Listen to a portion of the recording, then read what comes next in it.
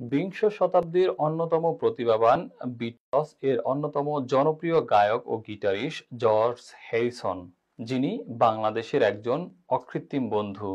যুক্তরাষ্ট্রের নিউ ইয়র্কে concert for Bangladesh অনুষ্ঠান আয়োজনের মাধ্যমে 1971 সালে রবিশঙ্কর আর জর্জ হ্যারিসন সেদিন প্রমাণ করেছিলেন একটি বুলেটের চেয়েও তাদের কণ্ঠের একটি গান সবচেয়ে বেশি শক্তিশালী। দর্শক, বাংলাদেশের অকৃত্রিম বন্ধু জর্জ হ্যারিসনকে নিয়ে আরো বিস্তারিত রিপোর্ট করছেন আমাদের লিভারপুল সহকর্মী ফখরুল আলম। সর্বকালের সবচেয়ে বিখ্যাত ব্যান্ডগুলোর একটি বিটলস। যুক্তরাজ্যের লিভারপুলের এই ব্যান্ড দলের 4 সদস্যের একজন জর্জ হ্যারিসন ছিলেন কনসার্ট ফর বাংলাদেশের প্রধান ব্যক্তি।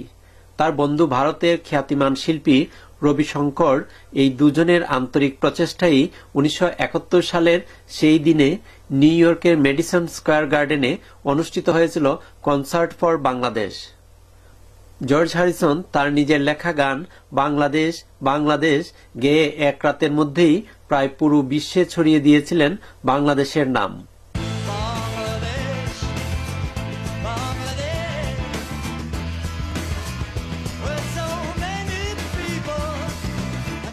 সঙ্গীত শিল্পীরা তাদের কর্তব্যবোধ, সাহস আর মহানুভবতার প্রমাণ তুলে ধরেছিলেন ওই কনসার্টের মাধ্যমে। মানবতার প্রয়োজনে এই মহান উদ্দেশ্য ব্যবহারের অনন্য দৃষ্টান্ত স্থাপন হয়েছিল সেই দিন। কনসার্ট থেকে প্রাপ্ত $2.5 লাখ বাংলাদেশের শরণার্থী শিশুদের জন্য জাতিসংঘের রিলিফ ফান্ডে প্রেরণ করা হয়েছিল। বাংলাদেশের মানুষ সর্বদাই সম্মানের সাথে জর্জ হ্যারিসনকে স্মরণ করবে আজীবন। Ravishankar, George Harrison, Bob Dylan এরা প্রত্যেকেই বাংলাদেশের একজন অকৃত্রিম বন্ধু। Really, it was Ravi Shankar's idea. He wanted to do something like this, and he was talking to me and telling me about his concern with the thing and asking me if I had any suggestions.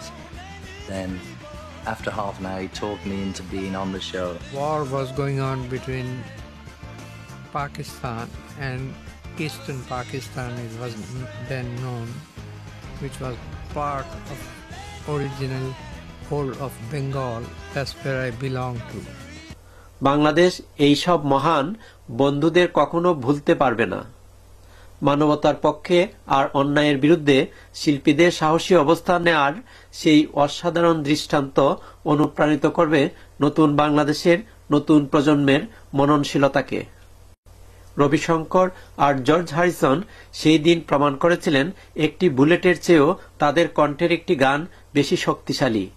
দেখিয়েছিলেন কিভাবে চাইলে মানুষের পাশে এসে দাঁড়ানো যায়।